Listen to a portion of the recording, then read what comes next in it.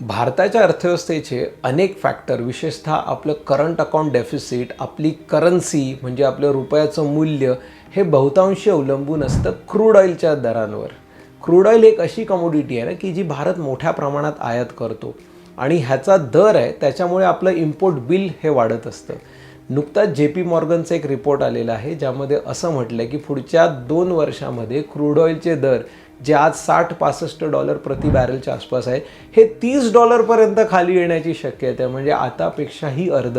एक लक्षात घेऊया, 2022मध्ये जेव्हा रशिया-युक्रेन युद्ध झालं त्यावेळी हे क्रूड ऑइलचे दर हे जवळपास 130-140 पर्यंत पोहोचलेले. ऑलरेडी हे दर 50% कमी झालेले आहेत आणि इथून अजून 50% कमी म्हणजे $30 प्रति बॅरलपर्यंत जर येत असतील तर ही भारतासारख्या अर्थव्यवस्थेसाठी एक खूप पॉझिटिव्ह गोष्ट आहे. कारण एक म्हणजे इम्पोर्ट बिल तर स्वस्त होईलच, देशांतर्गत महागाईचा दर अजून कमी होण्याची शक्यता आहे. कारण एकंदरीत ह्यापासून मिळणारा कच्चा माल, ज्या रॉ मटेरियल्स ह्याच्यापासून जे निघतात कमोडिटीज, ह्या भारतासाठी स्वस्त होतील आणि पर्यायाने आपलं जे रुपया जो ह्या क्रूड ऑइल परचेस करण्यासाठी आपल्याला बाहेर पाठवावा लागतो, हा देखील कमी पाठवावा लागेल. त्यामुळे त्याच्या सुधारणेला देखील मदत होईल.